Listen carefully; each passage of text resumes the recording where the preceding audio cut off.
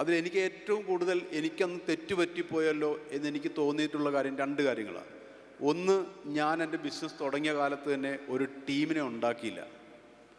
ഒരു ടീം ഇല്ലായ്മയുടെ കുറവെന്താണെന്ന് എനിക്കൊരു ടീം ഉണ്ടായപ്പോൾ മനസ്സിലായി. പിന്നെ രണ്ടാമത്തെ കാര്യം, ഒരു നഷ്ടം സംഭവിക്കുമ്പോൾ ഞാൻ എന്നെക്കൊണ്ട് നടക്കുന്നില്ല, അല്ലെങ്കിൽ എൻ്റെ മാനേജ്മെൻറ്റ് രീതി മാറിയാൽ അത് ശരിയാകില്ല, അതെനിക്ക് നഷ്ടേ തരുവുള്ളെന്ന് കണ്ടാൽ ആ സെക്കൻഡിൽ അത് നിർത്തിക്കണം. നമ്മുടെ മലയാളികളുടെ ഒരു ദുരഭിമാനമുണ്ട്, കൊണ്ടു നടക്കും. നഷ്ടം ഞാൻ ഈ കട പൂട്ടിയാൽ നാട്ടുകാരെന്ത് വിചാരിക്കും, അയൽവക്കാരെന്ത് കരുതും, എൻ്റെ ബന്ധുക്കൾ എന്ത് വിചാരിക്കും എന്ന് കരുതി നമ്മൾ നഷ്ടം ഞാനങ്ങനെ സഹിച്ച് കൊണ്ടുനടന്ന ഒരാളാണ്. അനുഭവങ്ങളിൽ നിന്നാണ് ഞാൻ പറയുന്നത്. നമുക്ക് എന്തെങ്കിലും ഏതെങ്കിലും ഒരു വഴിയിൽ വെച്ച് ഇത് മുന്നോട്ട് കൊണ്ടുപോകും തോറും എൻ്റെ തലയിൽ നഷ്ടം കയറിക്കൊണ്ടേയിരിക്കുമെന്ന് കണ്ടാൽ ആ സെക്കൻഡിൽ നിർത്തിക്കോണം.